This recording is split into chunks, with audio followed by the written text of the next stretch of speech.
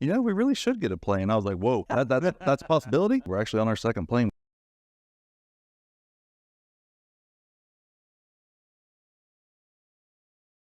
Things that people should be thinking about, focused on, avoiding, pursuing, etc. in your opinion, in today's market? You have to remember what your focus is. Everybody gets into this business for some reason. Almost everybody says it's time. That may be your focus. Great. That's our biggest focus, is time and being able to have the lifestyle that we want. But you have to keep focus on it. A lot of people call it their why.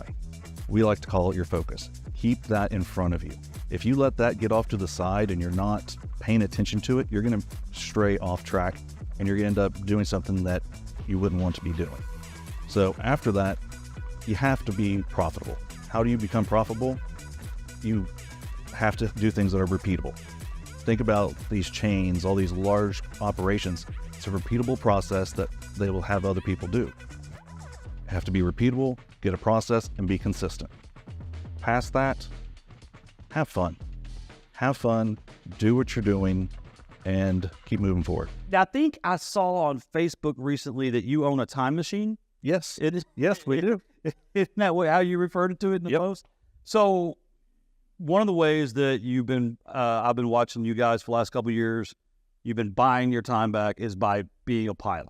That's right. Can maybe you guys talk about how that happened, when that became a dream, when it became a focus, and then now you are flying to the Dominican Republic soon in your own plane? That's right. That's right.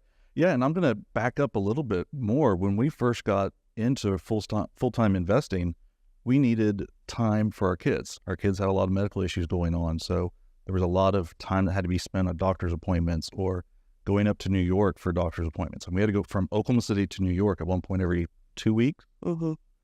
And so we really have always focused on that time. They just kind of moved on into the plane. I always wanted to be a pilot. Grew up next to an Air Force Base, so I always thought, oh, it'd be cool to fly an F-16. No. He did not buy an F-16. No, I've been working on her. I want an F-4. But a few years ago for Christmas, she got me a gift certificate to get flying lessons. I feel like, as his wife, my goal in life is to make his dreams come true. So he said, when I was it 15, 13, 15? I did an exploratory flight one summer at a camp, and that was really cool. I think it'd be fun to be a pilot.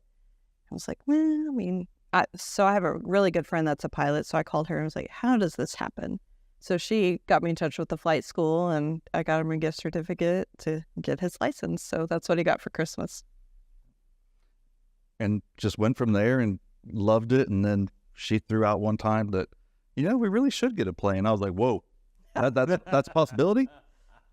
And from there, it just kind of went. We're actually on our second plane. We just sold our first plane about a month ago to get bigger, faster, and fly higher.